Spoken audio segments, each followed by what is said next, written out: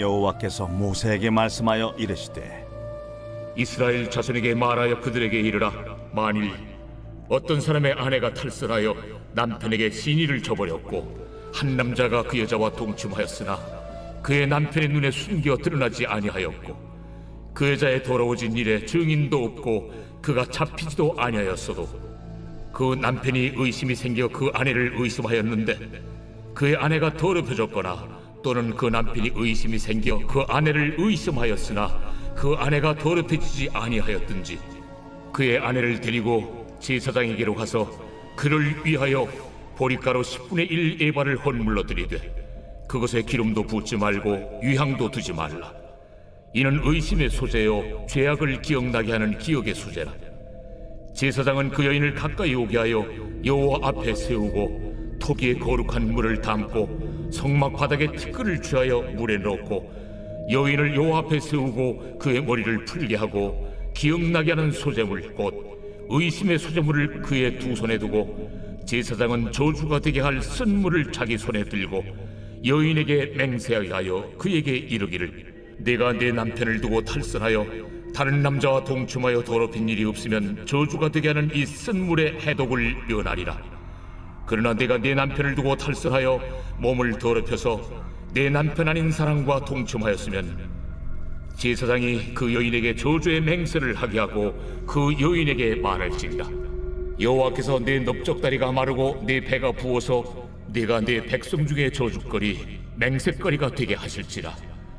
이 저주가 되게 하는 이 물이 내 창자에 들어가서 내 배를 붓게 하고 내 넓적다리를 마르게 하리라 할 것이요 여인은 아멘 아멘 할지니라.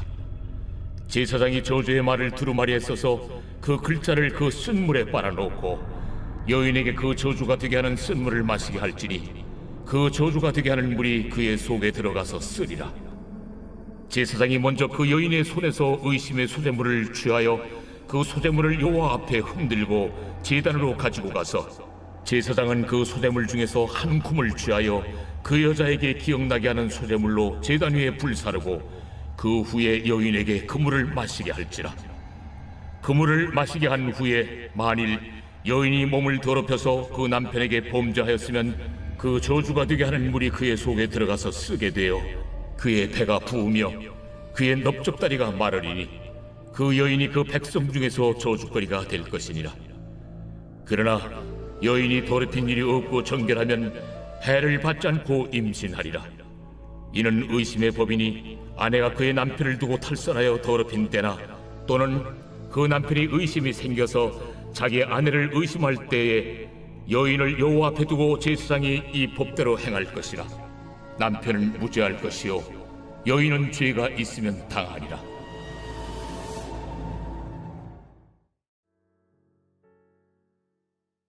안녕하세요. 오늘도 말씀의 빛을 따라 하나님과 동행하는 우리 모두가 되기를 바랍니다. 오늘 본문은 간음을 행한 것으로 의심되는 아내에 대한 규례를 다룹니다. 아내가 간음을 했다고 의심하는 남편은 자기 맘대로 행동해서는 안 되고 반드시 아내를 제사장에게 데려가서 아내가 유죄인지 무죄인지 밝혀야 했습니다. 이때 제사장은 성막 바닥의 먼지와 맹세의 기록에 사용된 잉크를 혼합해서 만든 쓴물을 여자에게 마시게 했습니다. 만약 여자가 결백하다면 아무런 해도 받지 않고 임신하게 되고 결백하지 않다면 배가 부으며 넓적다리가 말라 백성 중에서 저주거리가 될 것입니다. 사실 이 규례는 성경에 기록된 가장 이상한 규례입니다. 그러나 이스라엘 백성들에게 주는 교훈은 명확합니다. 그 교훈은 첫째, 이스라엘 백성들은 가정을 언제나 순결하게 유지해야 했습니다.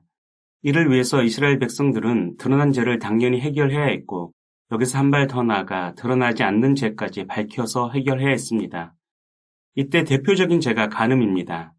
간음은 사람들이 보지 않는 곳에서 은밀히 행해지지만 그 어떤 죄보다 가정의 순결을 심각히 훼손합니다. 따라서 하나님은 간음죄에 대해서는 의심만 들어도 이를 그냥 두지 말고 제사장 앞에 나가 판결을 받으라고 명령하셨습니다. 물론 오늘 본문은 의심을 받고 판결을 받는 대상을 아내로만 특정했기에 여자들에게 불공평해 보입니다. 하지만 남자들도 간음죄를 지었다면 율법에 의해 사형에 처해질 만큼 하나님은 가정의 순결을 매우 중요하게 여기셨습니다. 왜냐하면 하나님 나라는 관계의 공동체이고 공동체를 구성하는 가장 작은 단위가 가정이기에 가정의 파괴는 곧 공동체 훼손으로 연결되기 때문입니다. 그리고 이 사실은 지금 우리에게도 유효합니다. 그리스도를 따르는 우리 가정은 하나님 나라를 구성하는 가장 작은 단위의 공동체입니다. 따라서 우리도 부부관계를 순결하게 유지해야 합니다. 또한 의심이 관계를 훼손하지 않도록 그리스도 안에서 서로를 신뢰하고 동시에 상대에게 의심이 될 만한 행동도 삼가해야 합니다. 우리 가정의 건강이 우리 공동체의 건강과 직결되고 건강한 공동체야말로 이 땅에 하나님 나라를 확장해가는 전초기지이기 때문입니다. 오늘 본문이 이스라엘 백성들에게 주었던 두 번째 교훈은 남편들은 아내를 의심하는 것만으로 아내를 버리거나 정죄해서는 안 된다는 것입니다. 당시 이스라엘의 가부장제 문화에서 남편은 강자이고 아내는 약자였습니다. 남편의 의심이 곧 심판으로 이어질 수 있는 환경이었습니다. 그러나 하나님은 이를 막으셨습니다. 강자인 남편이 함부로 약자인 아내를 판단하거나 심판하지 못하도록 하셨습니다. 아내에 대해 아무리 큰 의심이 들어도 하나님의 최종 판결을 먼저 기다리게 하셨습니다. 이처럼 하나님의 법은 정의를 추구하지만 동시에 힘없는 자들이 억울한 피해를 받지 않도록 보호하는 역할을 합니다. 이것은 상전이 종을 대하는 규례, 이스라엘 가운데 사는 이주민을 대하는 규례 등을 통해서도 명백히 드러납니다. 당시 이스라엘을 제외한 민족과 나라에서는 힘이 곧 법이었지만 하나님 나라인 이스라엘에서 이것은 철저히 금지되었습니다. 왜냐하면 하나님 나라는 공평과 정의의 나라, 곧 그 누구도 억울한 일을 당하지 않는 나라였기 때문입니다. 물론 이스라엘도 나중에는 타락해서 힘이 곧 법이 되는 나라로 전락했지만 하나님이 바라고 꿈꾸신 하나님 나라의 가치는 사라지지 않았습니다. 그리고 하나님은 이를 오늘을 사는 우리에게 요구하십니다. 우리 가정에서, 우리 공동체에서 힘 있는 자가 힘없는 자를 억울하게 만드는 일이 일어나고 있지 않은지 살펴보십시오. 더 나아가서 우리 사회에서 이러한 일이 일어나고 있다면 이를 가능케 한 나쁜 구조나 시스템을 개선하는 일에 힘을 보태십시오.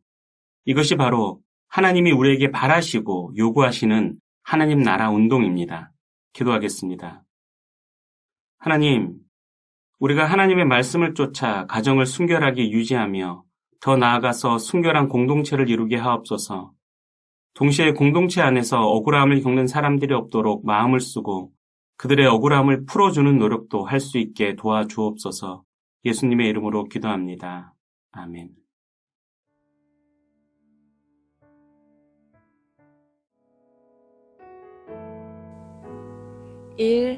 오심 기도. 하루 5번 마음을 다해 드리는 기도.